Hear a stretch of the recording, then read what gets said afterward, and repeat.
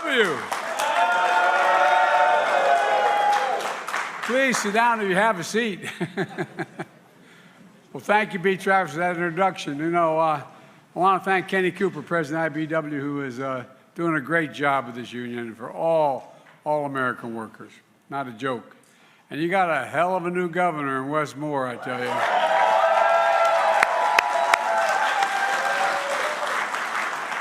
He's the real deal, and the boy looks like he can still play. He got some guns on him.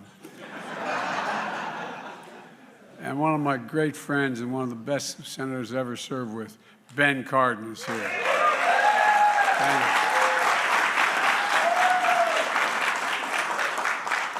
Ben was first elected to the Maryland State House a couple years ago. I don't give the dates anymore, Ben. But an incredible U.S. Senator and advocate for Maryland. And Congressman Glenn Ivey is here.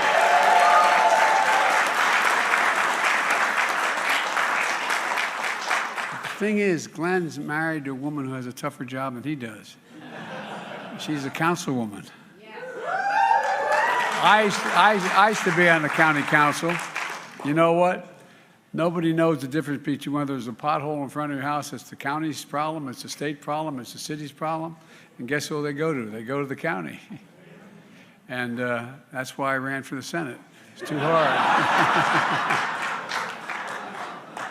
Look, just elected in November, already hard at work delivering for working families in his district.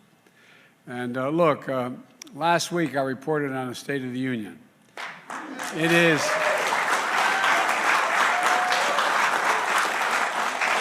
It's strong, and that's, as they say up in Scranton, that's no malarkey. It's the soul of, because the soul of this nation is strong. The backbone of this nation is strong. And the people of this nation are strong, like all of you here today. They never give up. And you heard me say many times, Wall Street didn't build America. No, they didn't build, they didn't. The middle class built America. And unions built the middle class.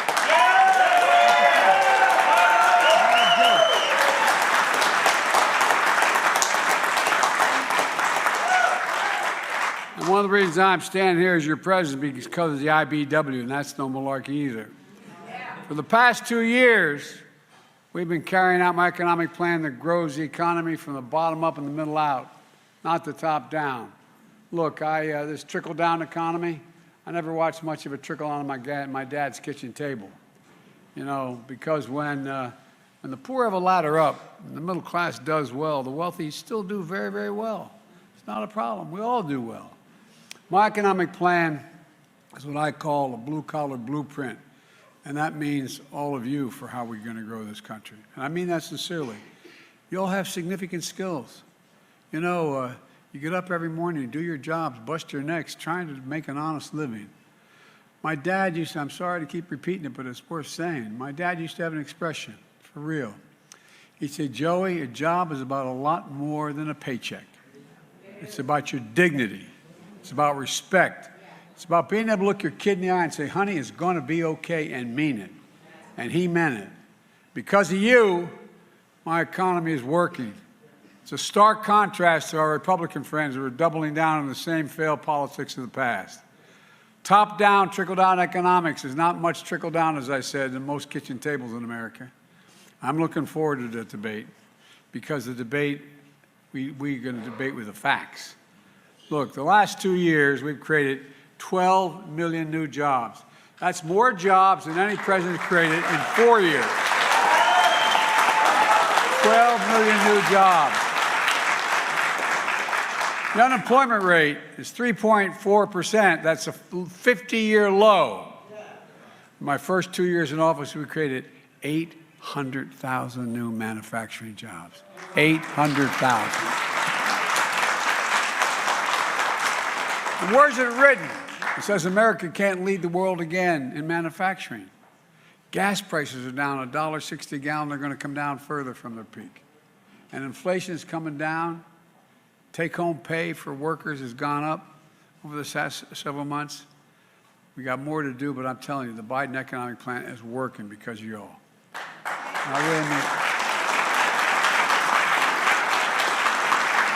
And the IBW workers here in Maryland and across the country are seeing it firsthand. I signed the bipartisan infrastructure law, a once-in-a-generation investment putting Americans to work rebuilding our nation's infrastructure.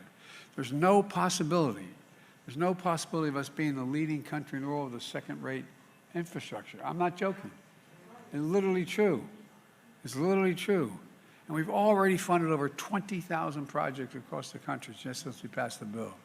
2 weeks ago, I was in where the Biden family hailed from back in the 1850s, Balmer, and announced an investment of $4 billion to replace a 150-year-old Baltimore Potomac tunnel. I'm one of the few guys that walked through that tunnel. And the reason I did, I've traveled over 1 million miles on Amtrak, no joke, every single day, going through that tunnel. And man, it is in bad need of repair, bad need of repair. And it's going to lead to 20,000 good-paying construction jobs to reconstruct that tunnel. When that project's done, the new trains we're building, and we're going to rename it the Frederick Douglass Tunnel. Instead of traveling through that tunnel at 30 miles an hour, they'll go through it 110 miles an hour. We're going to continue to invest in rail and make it easier for people to use it because it has the potential to take thousands of vehicles off the highways and save millions of barrels of oil and reducing pollution. And that's a fact. Look, because I've been pushing this for now 25 years. If a person can get from point A to point B faster on rail than in their car, they take rail. Simple as that. We're also making high-speed internet available all across the country. We're already providing affordable access, affordable high-speed internet. We've already made that available to 175,000 homes in Maryland that didn't have it before, and we're just getting started. And because of all of you in this room, you're going to install 500,000 electric charging stations across America. You, the IBW.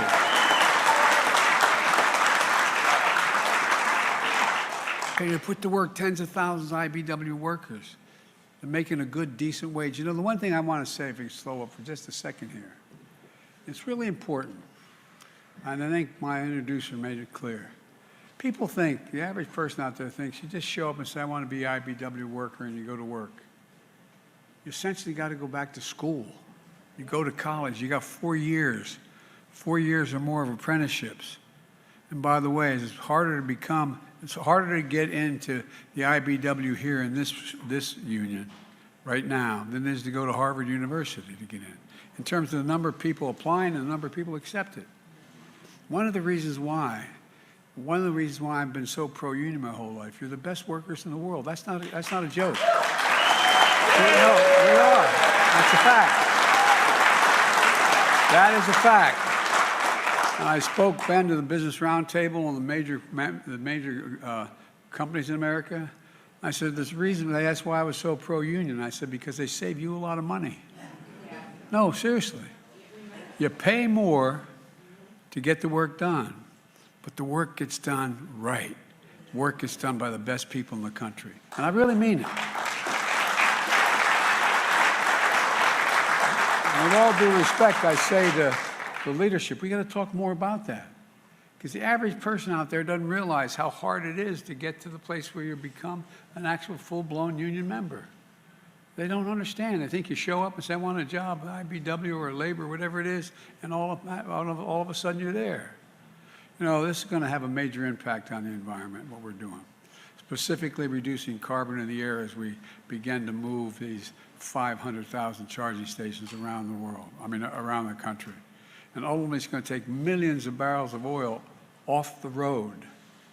You know, each of these charging stations is like rebuilding a gas station with food and services. Look, you know, Ben, my grandfather Biden, he went to work for a guy who was building gas stations, the American Oil Company, back in the early 1900s. And that's how we got to Scranton. He started off in Baltimore, then went to York, then went to Wilmington, because people said, wait a minute, I'm not sure we want to put those 1,000-gallon drums under the ground here, you know, in my neighborhood. But every gas station that got built, what happens? All of a sudden you have a fast food store nearby. All of a sudden you build the community. Well, what we're doing with these charging stations is the same thing my grandpa did. I'm not joking. Think about it. You're building communities, little tiny communities. It builds the region. It takes care of things. So this is incredible. It's going to be, and it's good for the growth as well. Like I said, any charging station installed in the United States of America, guess what? It's going to have to be made in America, the products.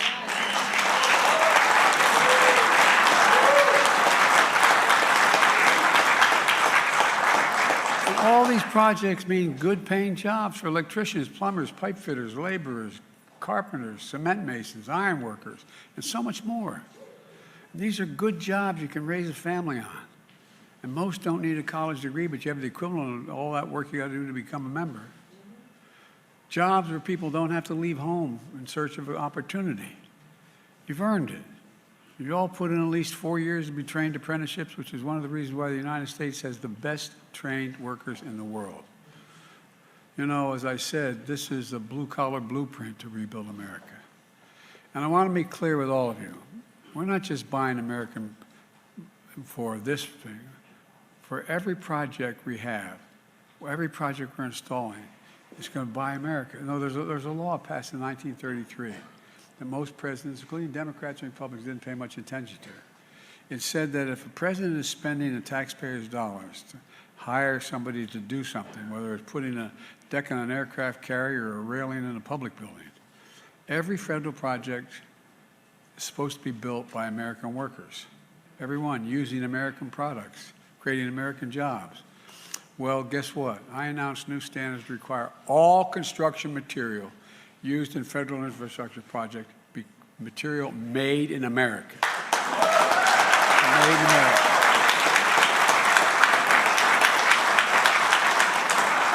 And that includes the lumber, the glass, the steel, the drywall, the fiber optic cable, American roads and bridges and highways made with American products. We also had another bipartisan success. And it was bipartisan. We passed the CHIPS and Science Act to make sure America leads the world in innovation. And guess what? It's attracted $300 billion in investment, igniting the manufacturing boom in semiconductors. And these are the small computer chips about as small as the tip of my finger. They power everything in our lives, from cell phones, automobiles, refrigerators, artificial intelligence, the list goes on. America invented these chips. People forget this. We invented them. Yes. It was American innovation that made them smaller, faster, and more powerful. You know, almost 40 years ago, over 30 years ago, close to 40% of all the chips produced in the world were produced here in America. Then something happened. American manufacturing, the backbone of our economy, got hollowed out. Why? Companies decided they're going to move their jobs overseas to get cheaper labor. And that's exactly what happened. Today, we're down to producing only 10% of the world's chips, 10%. But this law is changing that. And it's about more than chips, it's about science as well. You know, the United States used to invest 2% of all the money spent in America, 2% of the GDP in research and development. That got down to 0.7%. 0.7%. We used to rank #1 in the world. We used to rank #1 in the world in research and development in America here. Now we rank #9. China used to rank #8 a decade ago. Now they're #2. And other countries are closing the gap fast. But the CHIPS and Science Act moves us up again. You know, for much too long, in order to get cheap labor costs, American corporations were moving overseas. That caused factories to shut down here in America. They traveled to countries, for decades it's been happening. I come from the corporate capital of the world, Delaware. More corporations are incorporated in Delaware than every other state in the union combined. I've seen what happens also as you go around the country in towns when factories employing 3,000 to 3,000 workers shuts down. The very soul of the country, of that community, evaporates. For too long, we've imported products and exported jobs. Now America is exporting projects and creating jobs at home.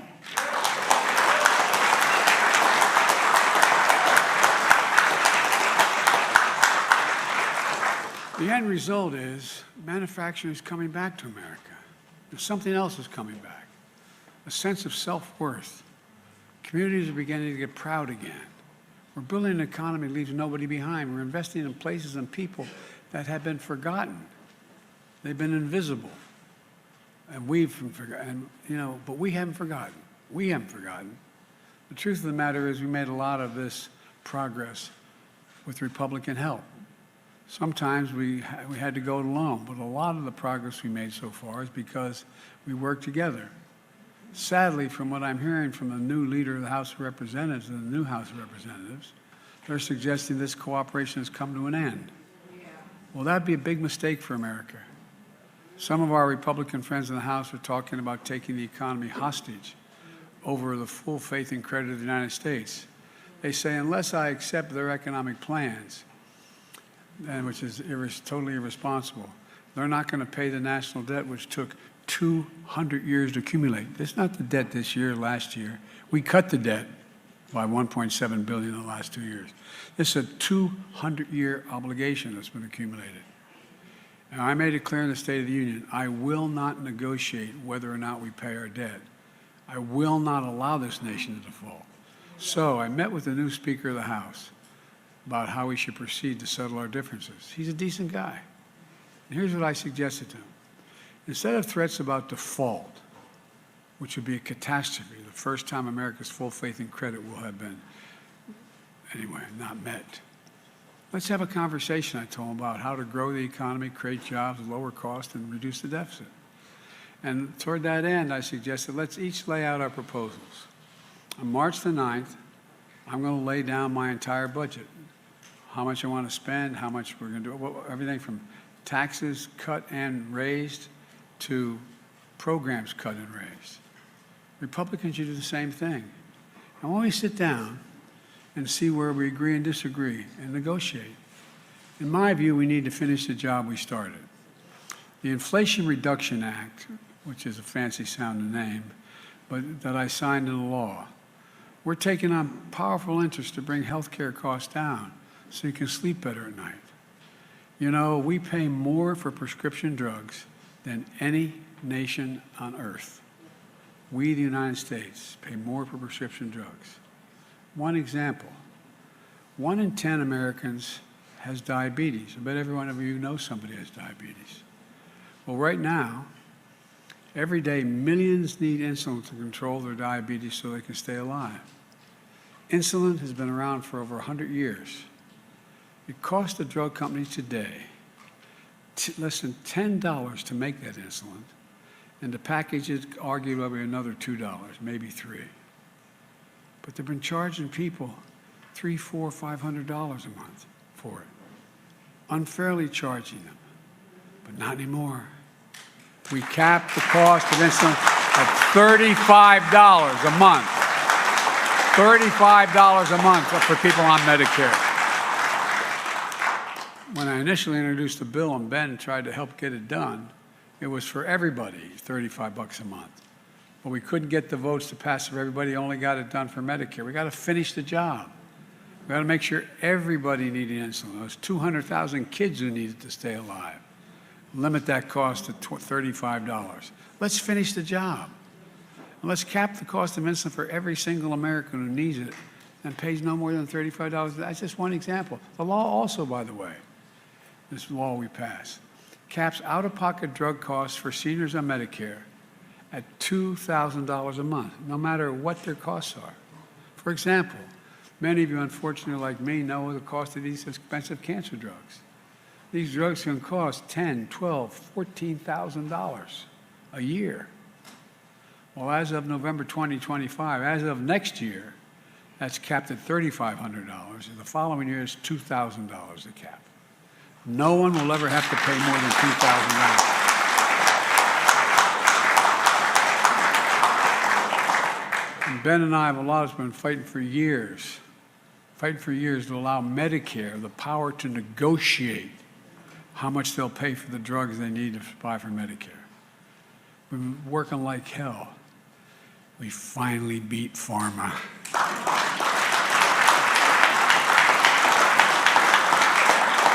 But here's the point. I don't understand, my Republican friends don't quite get this. Bringing down the cost of prescription drugs isn't just fair. It saves seniors a lot of money. But here's what else it'll do. It'll cut the federal deficit, saving taxpayers hundreds of billions of dollars over time. Otherwise, they have to spend the money to pay the high price, pay $400 instead of $35.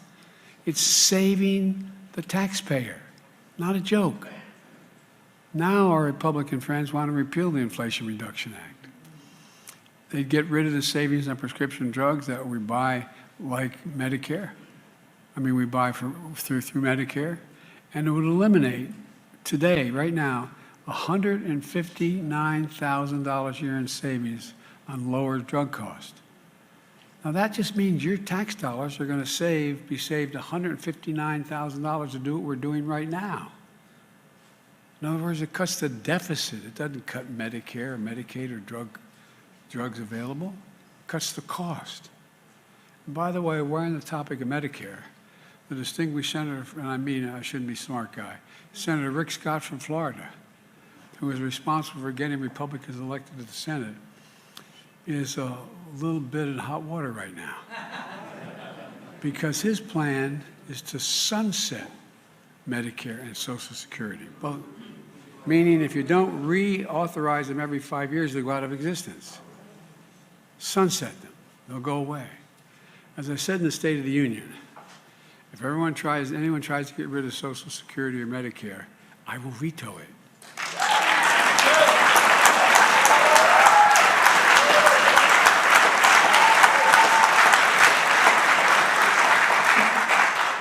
If that's the Republican dream, I'm their nightmare. Look, folks, you saw when I said that on the floor, maybe if you saw it, you saw when I said that on the floor, said, no, liar, liar. I said, that means you're not going to cut Medicare or Social Security? And they all stood up and started to clap. I said, well, we got to settle then. Remember? No, seriously. Well, it's all on film. Let's see who votes to cut it. Look, and here's Rick Scott's response to this. He says that because I'm cutting prescription drug costs, that means I'm cutting Medicare. Where's he been? I think he's a little confused. We're saving Medicare hundreds of billions of dollars over time.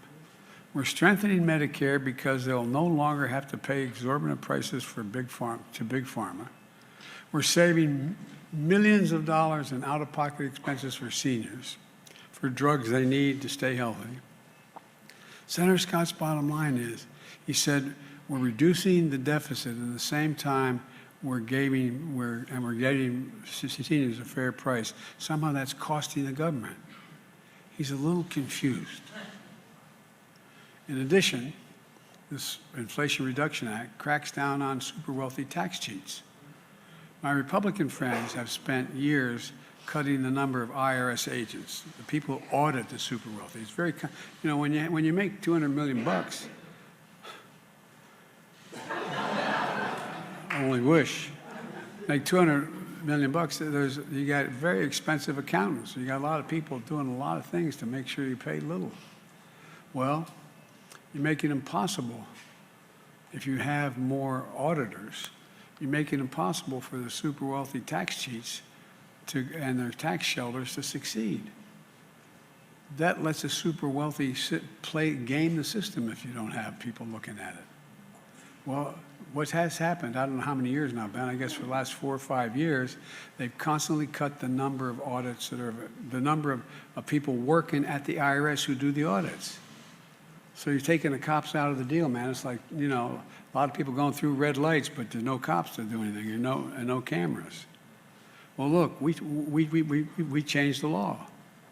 Now we're making it possible to conduct audits needed to go after those wealthy tax cheats. Not everybody wealthy is a tax cheat, but there's a whole hell of a lot of it.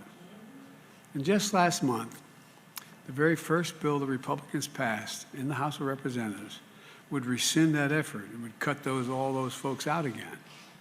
Instead, they let tax cheats get away with it. And the nonpartisan Congressional Budget Office, which everybody thinks is the gold standard, okay, said that it would add another $114 billion of the federal deficit if we cut them out again, meaning they'll collect $114 billion less in taxes owed. The Inflation Reduction Act also includes a corporate minimum tax of 15%. Now here's why. They probably got tired of hearing me talk about there being a total of 55 of the Fortune 500 corporations who made $40 billion. God love them, as my mother would say. But they paid zero in federal tax. Zero in federal tax. I repeat, zero. And folks, it's simply not fair. Look, I'm a capitalist. If you can make $1 million or $100 million bucks, go at it. But pay your fair share. Just pay something.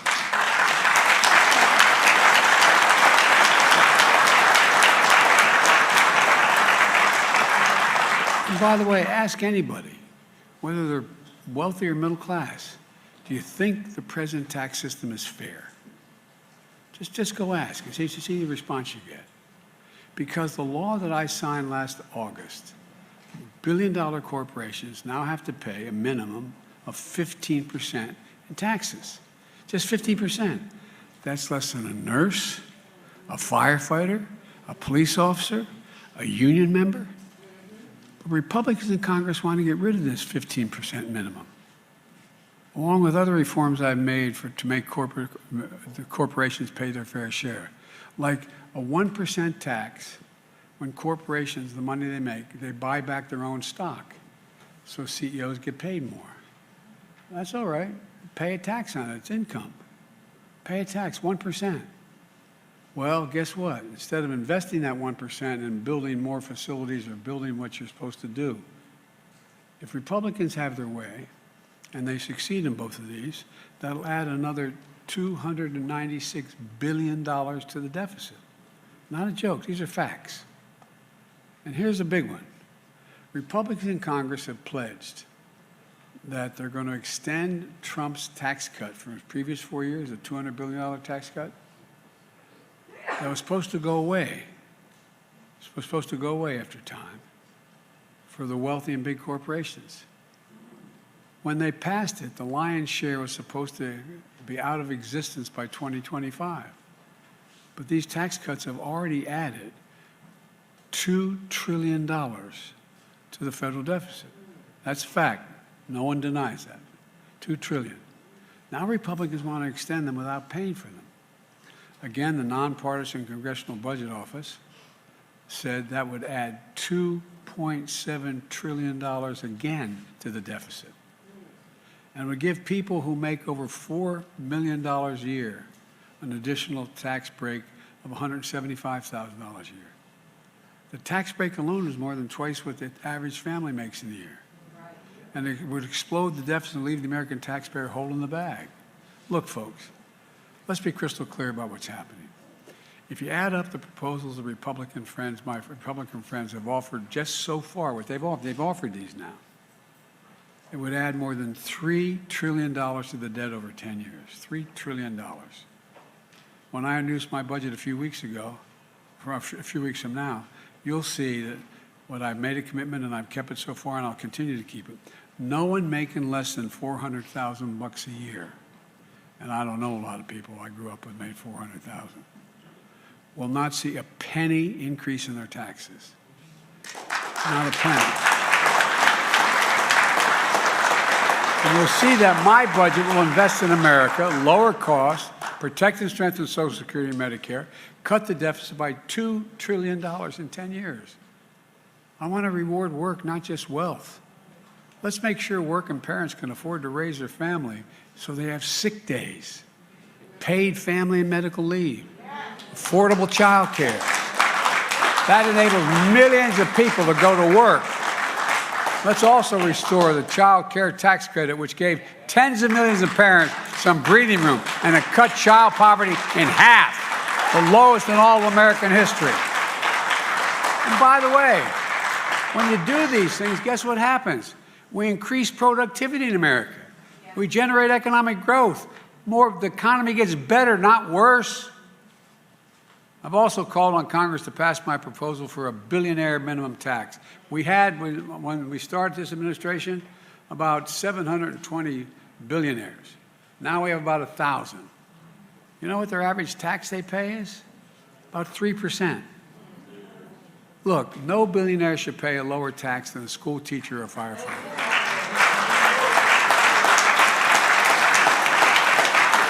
And I said, people making less than $400,000 will not see their taxes raise one single penny. Look, I'm going to put on my plan in detail. Republicans in Congress should do the same.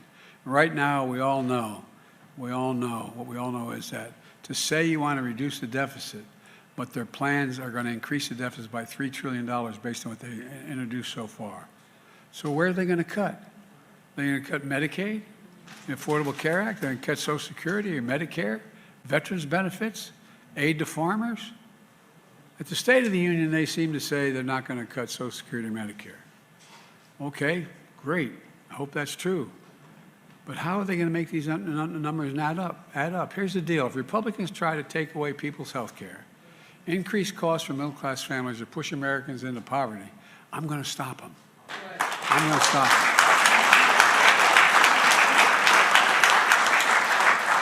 And let's remember, the previous administration, America's deficit went up every year, 4 years in a row. Because of those record deficits, no president added more to the national debt, that's a 200-year debt, never added more to the national debt than my predecessor. Nearly 25% of the entire national debt accumulated over 200 years was accumulated as a consequence of the tax cut of this last administration and other spending. And how did Congress respond to all that debt? They passed the debt ceiling 3 times without preconditions or crisis. If we paid Americans' bills then, why won't we pay them now? Let's pay the debt accumulated over 200 years. If we couldn't throw the country into a crisis then, why would you want to throw it into a crisis now? They wouldn't inflict pain on the American people then. Why would they do it now? Well, I tell you why. It's just politics. And they've got no business playing politics with people's lives and the full faith and credit of the United States. Look, folks, I'm sorry to give you so much detail, but I think it's important we get the facts laid out on the table. Here's the bottom line. My economic plan is working. It's reduced the deficit. It's fiscally responsible. We got more work to do, but we're making a lot of progress. Families across the country are starting to breathe again. We just got to keep it going. I've said for a long time, it's never been a good bet to bet against America. And I can honestly say, as I stand here today, I've never been more optimistic about America's future than I am this moment. I really mean it. We just have to remember who we are. We are the United States of America. There is nothing beyond our capacity if we work together. So God bless you all. May God protect our troops. Let's get this done. Thank you. Thank you. All right.